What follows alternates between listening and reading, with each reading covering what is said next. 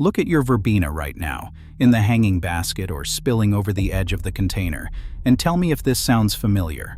Long, bare, trailing stems. A sad, thinning hole right in the middle of the plant. And flowers only at the very ends of those stems. A little cluster way out on the tip, with nothing behind it. 2 months ago, that thing was a mound of solid color. Now it is a spider, all legs and no body. So you do what feels caring. You water it more because it looks stressed. Maybe you feed it to perk it up. And you pick off the dead flower clusters one at a time, tidying, coaxing, trying to nurse it back to how it looked in June. And none of that works, because you are being kind to a plant that does not want kindness. Here is the truth about verbena, and it is the key to this entire video. Verbena performs best when it is slightly neglected. Overcaring is the single most common reason it stops flowering. So the tired, leggy plant in front of you does not need more attention. It needs one brave, almost brutal act that is going to feel completely wrong while you are doing it. You are going to cut the whole thing back by 1/3 to 1/2. All of it. Flowers, stems, the lot. You are going to take that plant down to a fraction of its size, and it is going to look, for about a week, like you have ruined it. And then, in 2 to 3 weeks, it comes back as a mound of fresh growth covered in new flowers, and it does that right through to frost. Most gardeners never do this. They nurse the spider all the way to autumn, getting a handful of blooms on bare legs, and then they conclude verbena just fades in the heat. It does not. It was waiting for a haircut nobody gave it. So that is what this video is. When to make that cut, exactly how far, the one watering mistake that undoes all of it, and the 2 plants that this advice does not apply to at all. But first, you have to understand why cutting a plant makes it flower more. Because it is not obvious. Here is why cutting a plant makes it flower harder. Because once you have it, the whole video makes sense. Verbena, like almost everything you grow, has one biological goal: make seed. The flowers are not the point, from the plant side. The flowers are a means to seed, and once a stem has flowered and set seed at its tip, that stem's job is essentially done. It stops pushing. It just sits there, long and bare, with a spent tip. That is exactly what a leggy August verbena is. A plant full of stems that have all reached the end of their assignment and quit. Every one of them is a long leg with a finished tip, which is why the flowers are only at the ends and the middle is empty. So when you cut all of that off, you are not tidying the plant. You are telling it that it failed. You have removed every finished stem before it could rest, and the plant's only response is to try again. And trying again means new shoots, low down, from the base and from every leaf joint along the stems you left. Each one of those becomes a fresh flowering stem. That is the entire mechanism. A hard cut forces the plant to send its energy back down into roots and lateral shoots, and it rebuilds itself as a dense mound instead of a handful of bare legs. So the rule for the rest of this video is simple. You are not nursing this plant. You are resetting it. But before you cut anything, you have to know which verbena you own, because for 2 of them, everything I just said is wrong. Before you make a single cut, check what you are dealing with, because verbena splits into 2 camps that want opposite things from you in August. Camp 1 is the bedding and trailing verbena. This is the huge group, and it is almost certainly what you have if yours is in a basket or a container. The hybrids, the ones sold under names like Verbena, Lanai, Tapian, and Aztec. The trailing types that spill over the edge, and the mounding bedding types you buy in trays every spring. In most of the country, these are grown as annuals. This whole video is for these plants. They are the ones that go leggy in a hanging basket. They are the ones that respond to the hard chop with a full second flush. And they are the ones nursed to death by well-meaning gardeners. If yours is a trailing basket verbena, everything here applies to you. Get your shears. Camp 2 is different, and it is mostly one famous plant, tall verbena. Verbena bonariensis. You know it if you have it. Airy, see-through, wiry stems standing 4 to 6 feet tall with little clusters of purple flowers floating on top, the one that adds height to a border and that butterflies swarm. Its relatives in this camp are the hardy perennial species, things like Verbena hastata, the native vervains. And these you leave alone. Do not chop these. Their entire value is that architecture, those tall, wiry stems and the floating flowers, and cutting them destroys exactly what you grew them for. On top of that, they carry their season right through to frost on their own, and they self-seed generously, dropping seed that comes up as new plants next spring. So on these, you are leaving the structure standing and letting it seed, for the same reasons you leave a coneflower standing. So, basket and bedding verbena, cut it hard. Tall see-through verbena, hands off. Everybody clear on which one they have? Then let me show you the cut. Here is the cut, and I want you to be braver than feels comfortable. Timing first. The window is when bloom production has noticeably slowed and the stems look tired and leggy, which in most of the country lands in late July or early August. So, for most of you watching this, right now is exactly it.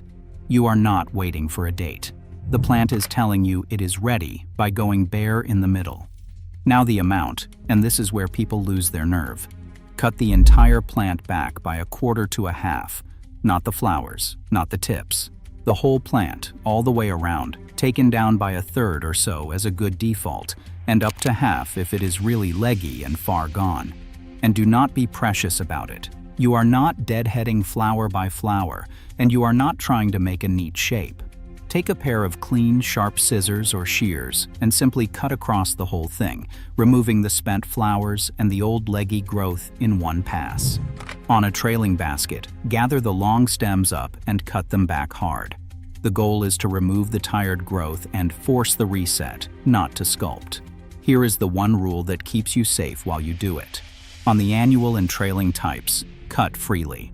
But if you happen to have an established woody perennial verbena, do not cut down into the old, hard, woody base. Leave green growth on the plant, the same rule as any subshrub. For the basket verbena most of you are holding, this is not a concern, because there is no old wood to worry about. Cut away. It is going to look drastic. You will step back from a plant that was spilling over the basket and see a stubby, sparse little thing, and every instinct will tell you that you have killed it. You have not. Hold your nerve, because here is what happens next, and this is the whole reason you did it. That severe cut forces the plant to redirect all its energy down into the roots and out into new lateral shoots. And in 2 to 3 weeks, you get fresh new growth and a whole new flush of buds. Not a few flowers. A rejuvenated, dense, mounded plant, blooming hard again, and it will keep going right through to the first frost. That is the difference between the two verbenas people end up with. A June and July peak, followed by a tired, straggly plant limping through the rest of the summer. Or a plant that blooms from late spring all the way to frost, 5 or 6 months, because somebody was brave enough to cut it in August. Now, 2 things to do the moment you finish cutting, because they turn a good reset into a great one. Water it deeply, right away. You have just asked that plant to rebuild itself, and it cannot do that bone dry. And feed it, once, with the right kind. Immediately after the chop, give it a dose of a phosphorus-rich fertilizer, the middle number on the bag being the high one, something like a Bloom formula. Phosphorus supports flowering and root development, which is precisely the work you have just triggered. This is the one feed that genuinely helps. Water and a phosphorus feed right after the cut, and you have loaded the plant for its comeback. Then leave it alone and let it work. Resist the urge to fuss. The cutting is the intervention. Everything after it is just patience. A leggy verbena is not a dying verbena. It is a plant asking for a haircut nobody is brave enough to give it. Quick one, because look at what this whole video has turned on. Before I could tell you to make that cut, I had to stop you and ask which verbena you own, because on one type, the chop is the best thing you can do, and on another, it destroys the plant. Same shears, same August afternoon, opposite outcome. The tool was never the hard part. Knowing what is in front of you was. And there is one plant in the garden where that is truer than anywhere else, and where getting it wrong is the single most common disappointment in gardening. The hydrangea. Because a hydrangea is not one plant, it is 6 different types wearing one name, and they carry next year's flowers at different times, on different wood. So a careful gardener does the tidy, sensible thing, cuts the plant back at what feels like the obvious moment, and next spring it comes up green and lush and completely healthy and gives them nothing, not a single flower. They cut off next summer with their own hands, and nothing on the plant warned them. So I wrote the honest version down. It is called the Hydrangea Mastery Guide. All 6 types, told apart in 90 seconds, because every hydrangea mistake there is starts right there. The prune by type calendar, so the cut you make is the correct one for the plant in front of you. The real reason the color changes, which is not the pH, whatever you were told. And the 5 myths that waste an entire season. 29 pages, $27, instant PDF, 7-day money-back guarantee, and the link is in the description at waltgreer.com. And it ends the way this channel always ends, with the part nobody selling you something will print. 4 of the 6 types cannot change color at all, no matter what you pour on them. Fertilizer will never fix a hydrangea that will not bloom, because a guide that only tells you what to do is only half a guide. Now, back to your verbena, and the one mistake that can undo everything the chop just set up: water. Now the mistake that undoes everything. And it is a mistake in both directions, which is what makes it tricky. You have probably heard that verbena is drought tolerant, and it is true. So the temptation, especially right after you have cut it back, is to think it wants very little water and to leave it to fend for itself. Do not. Because drought tolerant does not mean wants drought. And there is a real number on this that will change how you water. A peer-reviewed drought study watered verbena 2 ways. One group got water daily. The other group was left for 10-day stretches between waterings, genuinely dried out, the way people treat a plant they have been told is tough. The daily watered plants averaged 38 flowers each. The drought-stressed plants managed 11. That is a 71% collapse in flowering. And it was not just the flowers.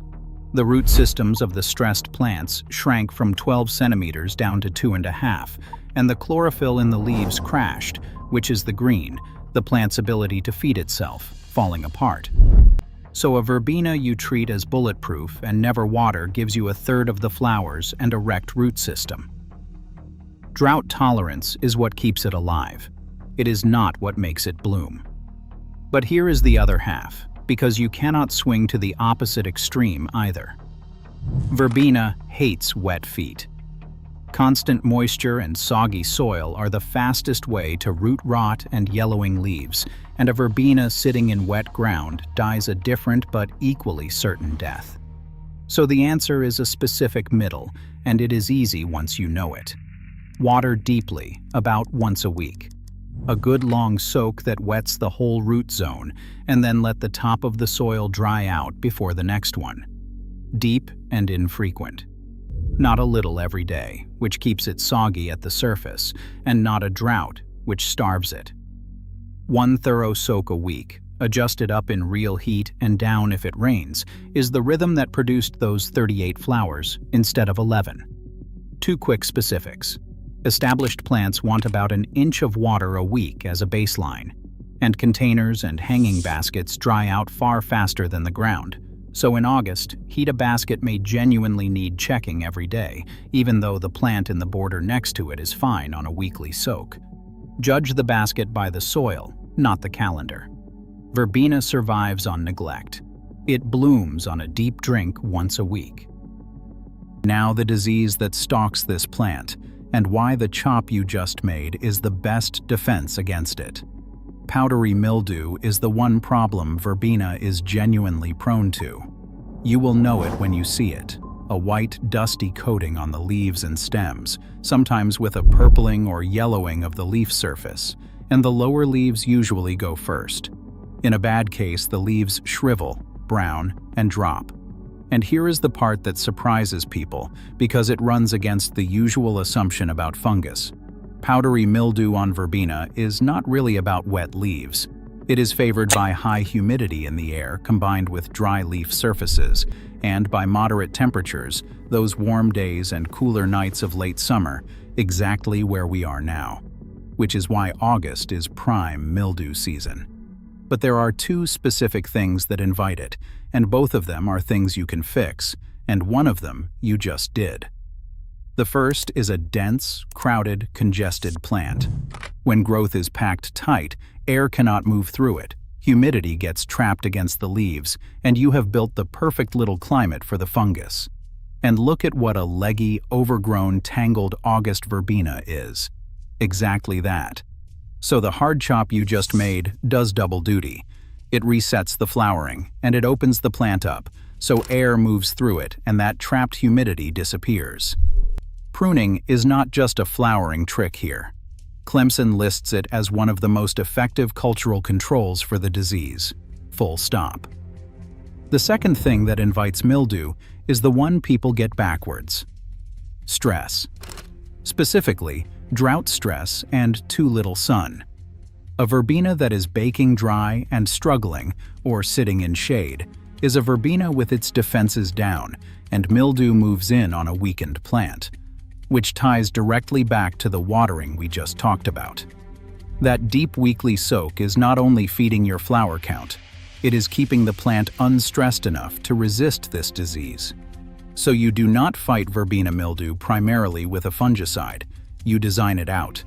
A plant that is cut open for airflow, watered deeply enough not to be stressed, and sitting in full sun is a plant mildew struggles to get a grip on. If you do get a patch, pull the affected leaves, improve the airflow further, and water at the base, never over the top. Mildew is not bad luck. It is a plant that was crowded, thirsty, or in the shade. A few things to get right for the rest of the season, and one of them is a warning about the cut itself. Feeding, done properly. You already gave it the phosphorus feed right after the chop. From here, a light ongoing feed keeps a container verbena blooming because pots get watered so often that nutrients wash straight out. A balanced liquid feed, something like a 10-10-10, roughly monthly through the season, is right for hybrids in containers. But here is the trap, and it is the same one that catches people with every plant on this channel. Do not reach for a high nitrogen feed to make it lush. Too much nitrogen, the first number on the bag, drives leafy growth at the direct expense of flowers. You get a big green verbena with hardly any bloom, and there is a real split by type here worth knowing. The hybrids in pots genuinely benefit from that regular feeding. But the tall Verbena bonariensis and the native species actively prefer poor soil. Feed those, and you get excessive leaf, fewer flowers, and more mildew. Rich living makes them worse. Sun, which is not optional. Verbena is a full sun plant, and it means it. 8 to 10 hours a day is the target, and 6 is the floor. This matters even more after a hard cut, because you are asking the plant to rebuild, and it rebuilds on sunlight. In too much shade, it will not come back dense. It will come back stretched and stingy and prone to the mildew we just discussed. So if your basket is in a part shade spot and struggling, the cut alone will not save it. It needs to move into the sun. And the frost note, because it governs whether you should chop at all. That hard cut only pays off if the plant has enough warm growing weather left to rebuild and reflower, which is 2 to 3 weeks of growth plus blooming time. So in most of the country, an early August chop is perfectly safe. But if you garden somewhere with an early first frost and you are already late in the season, a severe cut now may not have time to recover before the cold. In that case, go gentle, a light tidy rather than the full chop, or leave it and enjoy what you have. Full sun and lean feeding for the tall types. The chop only works if warmth is still coming. Before we finish, send this to one person you know with a leggy, sad hanging basket they are about to give up on. Just the link. One brave cut turns that plant around in 3 weeks, and they will not believe it came back. Now here is the whole thing, in one idea. Verbena does not want to be nursed. It wants to be reset. The leggy, bare in the middle plant in front of you in August is not dying, and it is not asking for more care. It is a plant full of finished stems, waiting for the one intervention almost nobody is brave enough to make. So if you have a bedding or trailing type, the basket verbena, cut the whole thing back by 1/3 to 1/2, right now. Do not be precious about it. Water it deeply the moment you finish. Feed it once with a phosphorus-rich fertilizer, and then leave it alone. In 2 to 3 weeks, it comes back as a dense mound of fresh flowers, and it holds that all the way to frost. Then, keep it in the sweet spot. A deep soak about once a week, never daily, never bone dry, because drought keeps it alive, but a weekly drink is what makes it bloom. Full sun, 8 hours if you can. And an open, well-cut plant in the sun is one powdery mildew struggles to touch, which means the chop is your disease control too. If you have the tall, see-through verbena instead, the bonariensis, none of that applies. Leave it standing for its height and let it seed, and feed it nothing, because that one thrives on poor soil and being left alone. And check your calendar before the big cut. The chop only works if there are still a few weeks of warm growing weather ahead of it. Late in a cold zone season, go gentle instead. Do that, and this is a plant that blooms from spring to frost, 5 or 6 months, instead of quitting in July. The only thing standing between those two plants is one cut that felt like a mistake while you were making it. A tired verbena in August is not the end of the show. It is intermission, and the shears raise the curtain. So subscribe and hit the bell, and stick around. We do this the honest way here in the Forgotten Knowledge Library. Real horticulture, exact amounts, and we tell you straight, including when the kindest looking thing you can do is the thing hurting the plant. It is free, and it always will be. And drop a comment telling me if you have ever chopped a verbena this hard before, because I know for a lot of you, this one is going to take some nerve. Next time, another plant where the boldest cut gives the biggest comeback. I will see you in the next one.